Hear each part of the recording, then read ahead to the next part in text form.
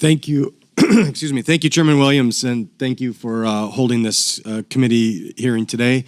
Thank you to our witnesses for taking time away from your businesses to come here and share your stories with us. As a small business owner myself, I've seen the impact of regulations and the mounting compliance costs and what they can have on a small business. The Biden administration alone, and we've heard it over and over again today, has added in the last 4 years over $1.8 trillion in new regulatory compliance costs. But a point that hasn't been talked about that is as important and as devastating, I think, to small businesses is over the 356 million hours in paperwork that it has caused small businesses. The last 4 years have been the most burdensome regulatory environment in history. In 1980, Congress passed the Regulatory Flexibility Act to protect small businesses from these type of burdens.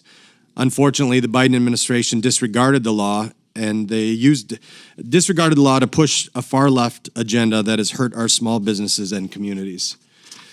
So with that being said, I want to talk to a fellow Minnesotan, Mr. Johnson, and that couldn't be more of a Minnesota name. There's about 10,000 Mr. Johnsons in Minnesota. So Mr. Johnson, as a fellow Minnesotan small business owner, you know firsthand the impact of overregulation and what it has had on small business owners. Last year, the House passed my legislation, the Prove It Act, to strengthen the RFA and protect small businesses from these impacts. In part, the Prove It Act would force agencies to consider the true cost of their regulations, force agencies to comply with the RFA, and give small businesses a seat at the table in the regulatory process. If agencies fail to comply with the law, small businesses would be exempt from that regulation. Do you think, Mr. Johnson, that federal agencies should be required to comply with existing law that requires them to limit their impact on small businesses? Yes, agencies are not lawmakers. They need to be held accountable for when they disregard protections for the small businesses that have been enacted by Congress and signed by the president. So you've all talked about different, regulations maybe in general, but there has been some specifics. Mr. Johnson, do you know by name the faceless, maybe nameless bureaucrat that is establishing those rules or regulations that you have to comply with? No, sir, I do not. So come election time, you can't throw them out of office? No, I cannot. Right. Okay. In your opinion, do you believe agencies should consider both the direct and indirect costs, like the paperwork hours that their regulations put on small businesses? Yeah, the true cost of regulations is actually behind the scenes and all the time it takes to comply with it.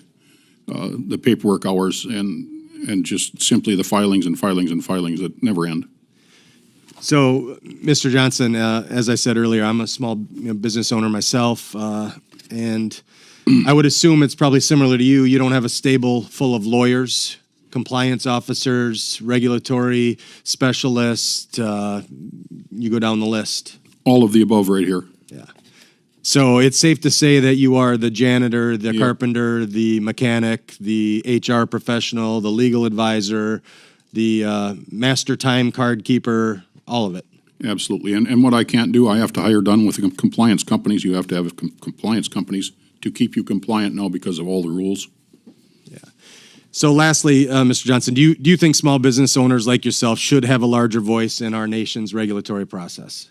Yes, I believe we should be heard, and maybe they should be tailored to meet our needs, not just a one-size-fits-all. Yeah, and that's a good point. And I heard some of my colleagues in the minority that had talked about regulations as a way to level the playing field. And the fact of the matter is, if you're a small mom and pop business, small business America, it isn't leveling the playing field because you are the carpenter, the janitor, the timekeeper, the HR director, the everything, and you don't have the man hours where maybe a large business can take that cost over their bandwidth, and so it does put us as a small business in an unlevel playing field.